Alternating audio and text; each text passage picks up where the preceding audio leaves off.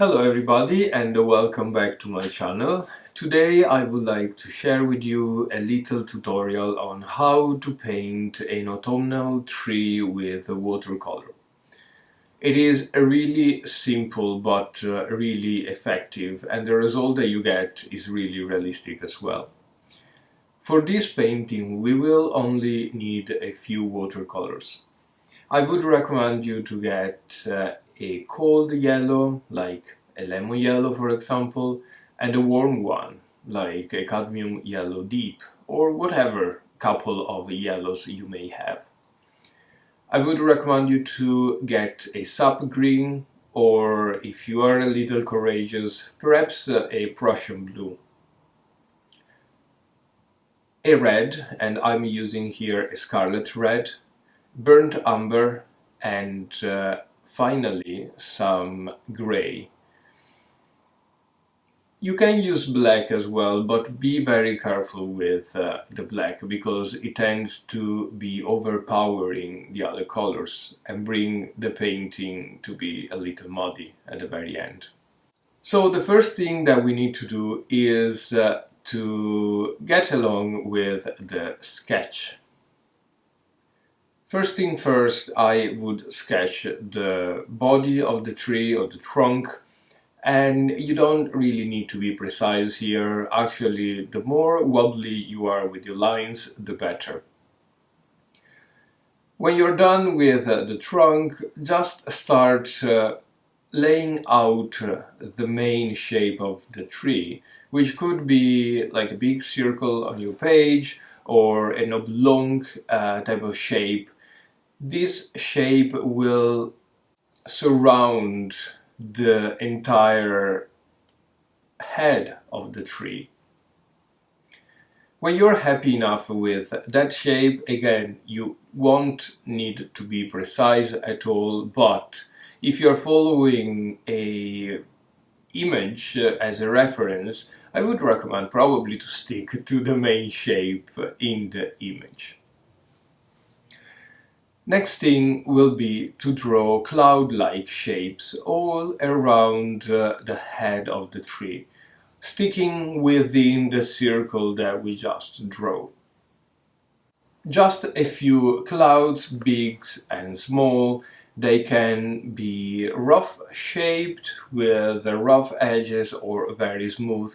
That really depends from what type of tree you're trying to paint and what effect you want to do. In this case, I'm going to create an oak tree, and the particular part of the oak tree is that the branches are very full and very smooth. So I want to really be too rough with the edge of my little clouds.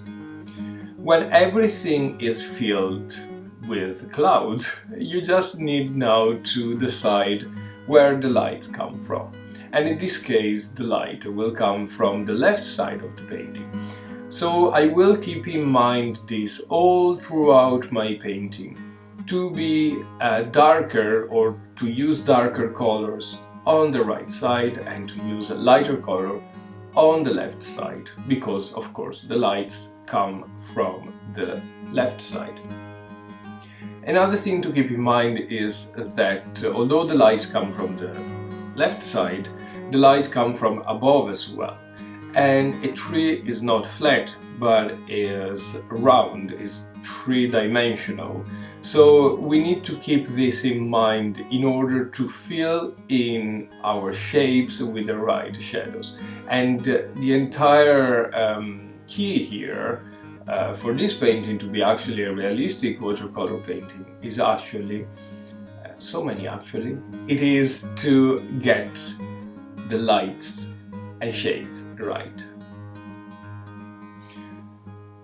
Let's take the colors out now.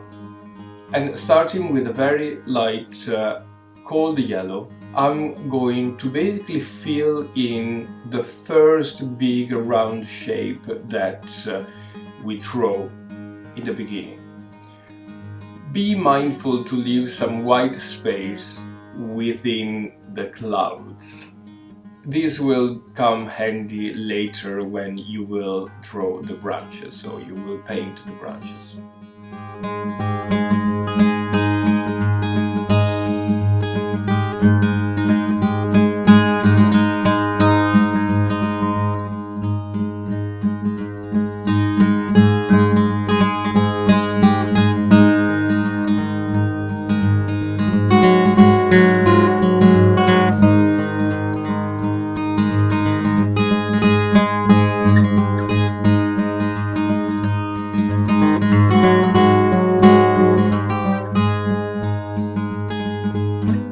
So again, remember the position of the lights. In this case, it comes from the left, so I will stick to colder and lighter color on the left side of each of the clouds, of each of the shapes, and then get into the darker side on the right side of the shapes. Don't be afraid to dab the color outside the shapes or outside the main shapes. This will add to the realistic vibe of your painting. And if you think about a tree, there are always some branches that are a little rough out there. If the tree is not really groomed or is out in nature, this will really recreate that type of feeling. When you're happy with the cold yellow, I would go in with a warmer yellow, and this time only on the parts that are in shade.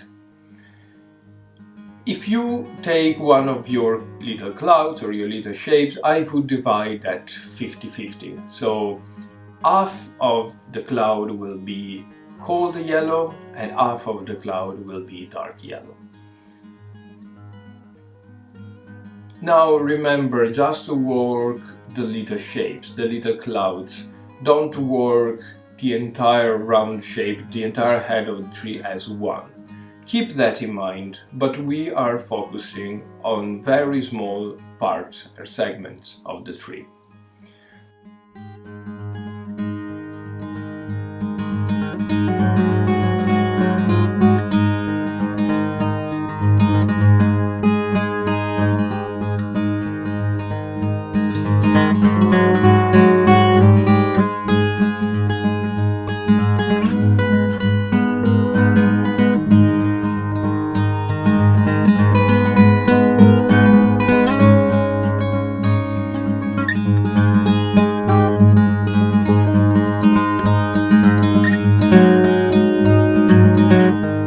Done with this first layer, I would really recommend it to let it dry completely, and we'll get with some red and perhaps a little bit of green just to tone down the red.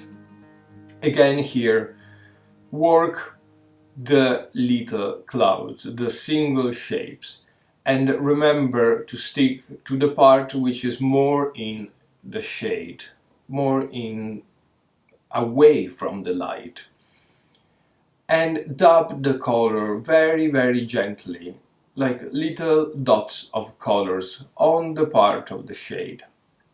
Dab, dab, dab, dab, dab, dab. All the clouds needs to be filled with this darker red. When you're done with this, it's time to get even darker, and I would use a brown. It doesn't really matter what type of brown you use, but this time really we need to focus on the shades, on the shadows, on the crevices of the tree in which the light won't shine at all. And again, with the same dabbing technique, I would go in very gently, dabbing all the little leaves that are in the dark spots of the tree. In this case, I find it really helpful to use a smaller brush. This will help you not to get blobs of paint everywhere. And this especially helps me because I tend to use a lot of water. I don't quite like really pigmented stuff, so I tend to smooth down the pigments and the colors very much. When this is done and dried enough, now with a little bit of gray, I would paint the bark on the trunk of the tree. Again, remember that the left part of the tree is in the light, and I'm sorry for repeating myself over and over, but that is really the key of this painting. After the trunk, you just want to trace a little bit the branches in the main head of the tree, just here and there with very wobbly lines. We don't need to be precise at all.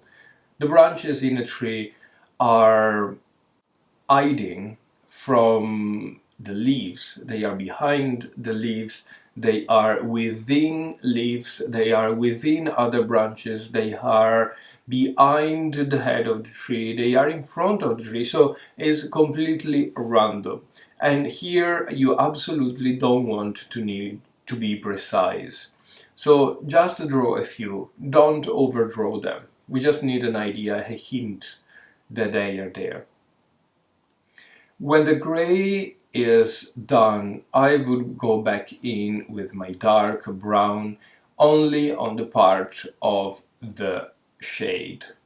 So literally, you just paint a tiny little strip of color on the part of the shade. And that's basically it. You must repeat this a few times to recreate a bit of depth both on the trunk and on the branches. Again, remember where the shadows are, where the lights are, and you will be fine.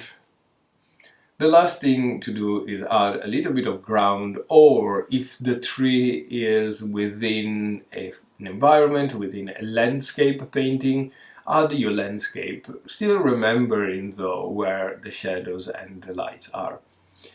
For the final touches, I like to paint with a little bit of green, all to bring the tree together. The green will go both on the bark of the trunk and on the leaves and on the ground. And there you have it, a beautifully shaped autumn tree. Please let me know if you tried this technique, or you can tag me on Instagram. I'm there, Irish Farm Art, all together. You can find my art for sale in my website, irishfarmart.com. And I would really appreciate if you could hit the subscribe button. This would massively help this little channel. And I'll see you very soon. Slán!